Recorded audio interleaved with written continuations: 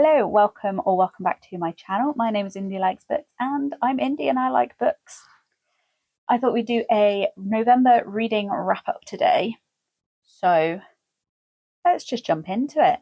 I read 5 books this month. 3 of them were physical, 2 of them were audio, and 1 of them was on my Kindle. I know that equals 6, but one of the books I read and I listened to. So first book I finished this month was Twilight. I started off reading it in the hardback. I really struggled, if I'm honest. I haven't read it since I was about 13, 14.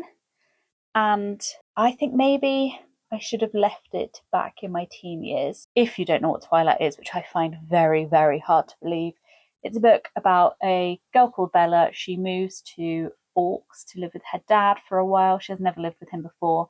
It's in the northwest, I think, of America. And she falls in love with Edward Cullen, who is a vampire. It's very angsty. There's a lot of internal, why doesn't he love me? Why is he so mean to me? Sort of things. And honestly, not much happens until the last 70, 80% of the book. I'd forgotten how slow it was. So comparing it to the film, there's not much Jacob in it at all, which I'd forgotten about. But Bella is a lot better in the book than she is in the film. I will give her that. So in the end, I rated it 3.5. So I started with the hardback, moved on to the audio, really didn't like the narrator, which also didn't help, but gave it a 3.5. I don't think I'll be rereading the rest of the series, unfortunately. The second book I finished was Hollow Places by T. Kingfisher. This is my first T. Kingfisher that I've ever read, and I read it for my Adventures in Aldia prompt, which was to read from a popular author I'd not read before.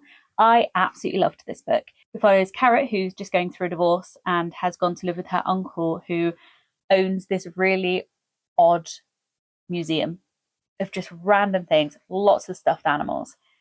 And her uncle has to go off and have knee surgery. So he's off staying with her mum. She's looking after the museum and she finds a crack in the wall. Gets her neighbour, who runs a coffee shop next door called Simon, over to try and fix the crack. But when they go to fix it, they realise that actually it's a portal into another dimension.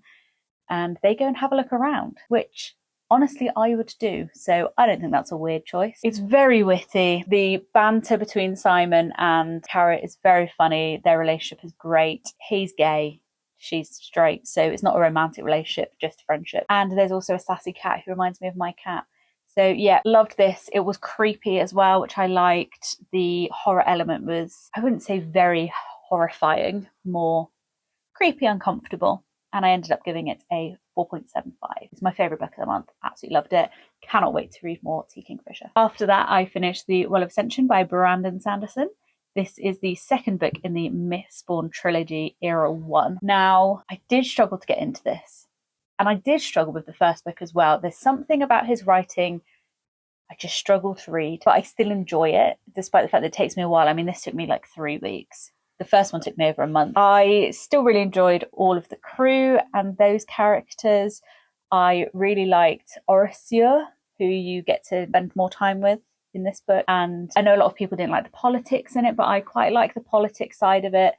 And the battle was the best battle I have read in years. One of the best battles I've ever read in my life. Loved it. What I really didn't like was the relationship in this between Ellen and Vin. I'm not reading Brandon Sanderson because I want to read a romance, and their romance is very miscommunication tropey. It just did my head in. They just needed to sit down and have a conversation, if I'm honest. Just talk it through. You're both being dumbasses. But that's resolved before the last 2 parts of this book, and the last 2 parts blew me away, flew through them, absolutely loved them. So I'm hoping now that their relationship is a bit more settled, the third book won't have so much of that crappy romance going on. Overall, I did enjoy it, and I gave that a 4.25. Next, I finished Unruly by David Mitchell, which I listened to on audiobook. It is a non-fiction history of the kings and queens of England from King Arthur up to the end of Elizabeth I's reign. I have multiple history degrees. I don't really read or listen to history because I don't enjoy it. I enjoy studying history. I don't enjoy reading history for shits and giggles, basically. But I thought I'd give this a try. It had very good things about it, especially the audiobook because it's read by David Mitchell, and it was okay. I did get lost a lot. I think if I was reading it, I probably would have enjoyed it more and I would have taken more in. I don't feel like I really learned much apart from the fact that there was a queen called Elfie Fu. and that just made me laugh. I think there was a good balance between comedy and historical facts. However, it does go on a lot of tangents, and sometimes the tangents go on too long and you're just like, get back to the point. Like a massive tangent about the far left and this like random political rant. It was very odd. And those kind of things brought it down for me. That said, I think if you don't have a history degree and you enjoy history for shits and giggles, then you probably would enjoy it. And I probably would have enjoyed it more as a physical book. So I did rate that one 3.5 as well, which is quite low compared to its average rating. And then finally, I read Mate by Ali Hazelwood on my Kindle. I loved this. I did struggle to get into it at the beginning. When I read Bride, straight away within 2 pages, I was like, I love misery. This is going to be a great book. This is really funny. Her internal monologue was Chef's Kiss. This one, it took me a bit longer to warm to Serena, not because she was doing anything particularly wrong, but I think because I was expecting that level of humour that I got from Bride. But the more I read it, the more obsessed I got. And this is wonderful. Cohen is perfect grumpy. The rest of the pack are great as well. You find out more about how the packs work for the wares, which I really enjoyed.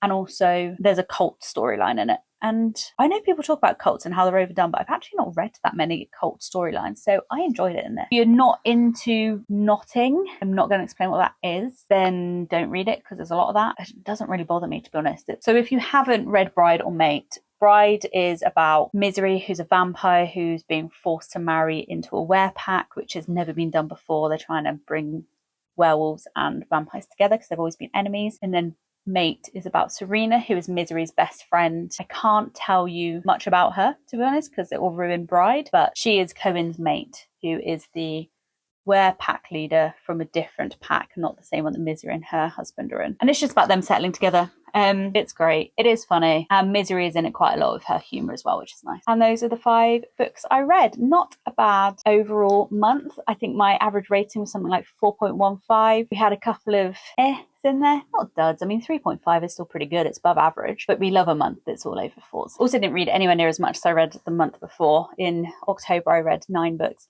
I just read horrors and thrillers a lot easier than I read fantasy. And that's just how the cookie crumbles. That's it. Let me know if you've read any of these books, what you think of them. Drop me a comment. Subscribe if you want to follow along to more of my rambles about books. I'll be doing challenges on this page. I will be doing my TBR game on here, and I'll do a proper introduction as well. Why not? So see you again.